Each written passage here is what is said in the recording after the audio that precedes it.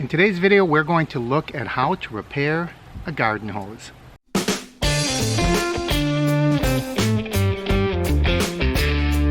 Welcome everyone, I'm Mark. This is the Average Me channel. If you're new to the channel, I'm going to ask that you click my face to subscribe and don't forget to ring that bell icon up above.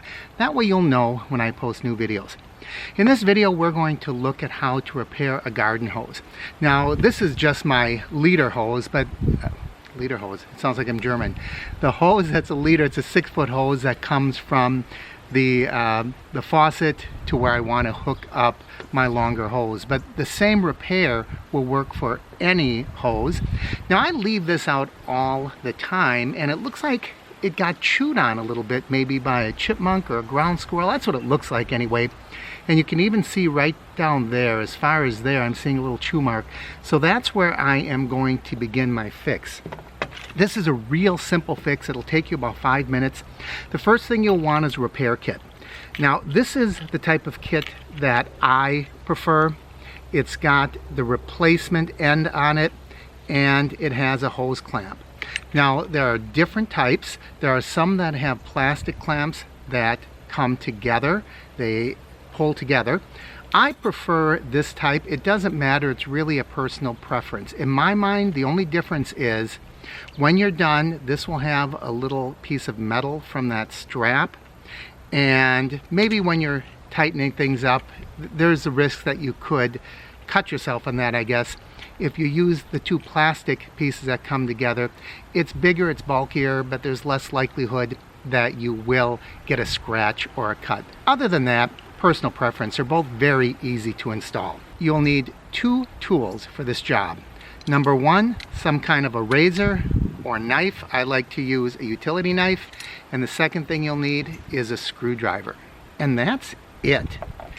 So let's take this apart. This always comes connected at the store. So we'll cut this apart. Okay, so these are the 2 pieces that you'll use. So the first thing we're going to do is cut off the bad part. And by the way, this repair will work whether you're repairing a hose that broke right in the middle or on an end like this. Now, I'll explain that in just a bit.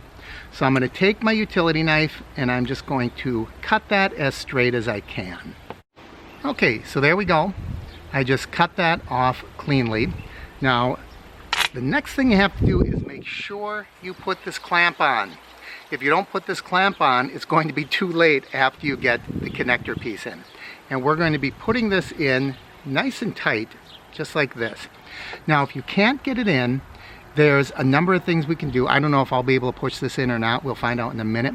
You could just lay this in the sun and it'll get hot and flexible and give you just enough so you can probably fit that in. You could lubricate this with water. You can use lithium grease. You can use just about anything. Spray a little WD-40 on here. Just about anything. Just know that if you're going to use some kind of a oil lubricant, that the first few times you use a hose, that might come out. So if kids are going to be drinking from the hose, or if you're going to be using it to fill a bird bath, a really good option is liquid soap, like dish detergent. So let's see if I can just put this on through brute force and ignorance. All right. It's about halfway.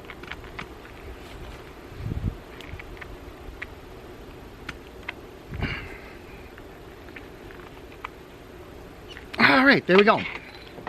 So that went all the way on, nice and tight. I'm willing to bet that I could probably run the hose with this. As hard as that was to get on, it probably wouldn't come off. But we want to make sure that we tighten it. So now we're going to bring that clamp up here. And you see the clamp has a screw. And as you turn that screw, the clamp tightens.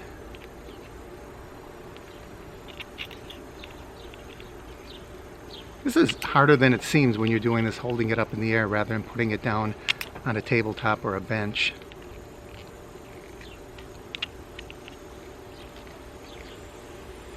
And just make that nice and snug and tight. And that's all there is to it. The job is done. What if the hose breaks in the middle? What can you do? Well, if you remember this end that I put in there, you can buy a connector that doesn't have this end with the threads. It has that end I put in on both sides. I'll show you a picture of it here. And all you do is cut out the bad part of the hose, put 2 clamps in, one on each hose that you're connecting together, push those pieces together, and they'll work exactly the same way. So this is a real simple one. It's a real easy fix, and I tell you, it's a lot cheaper than going out and buying a new garden hose. I'm going to link to some of these connectors so you can find them on Amazon if you don't want to run out to the hardware store. But I guarantee you that any hardware store, any garden supply store is going to have these connectors, these repair kits. Just for clarity, this is the inside part of the connector.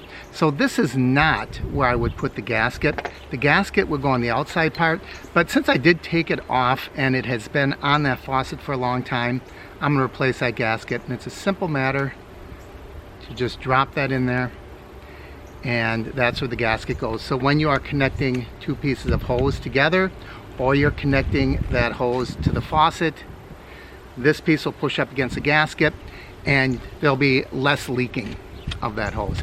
So every time I take that hose off at the beginning of the season, whatever, I like to replace that gasket. I bought 10 of these, the sticker's still on it, 28 cents for 10, so 2.8 cents a piece. Keep that on. It'll just make it a lot easier when you connect 2 pieces of hose. Thanks for watching, everybody. If you have any questions, leave them down below. As always, I encourage you to like and share the videos, click my face to subscribe, and don't forget to ring that bell icon up above. That way you'll know when I post new videos, and you'll show me that you care. Thanks a lot, everyone. I'm Mark. This is the Average Me Channel.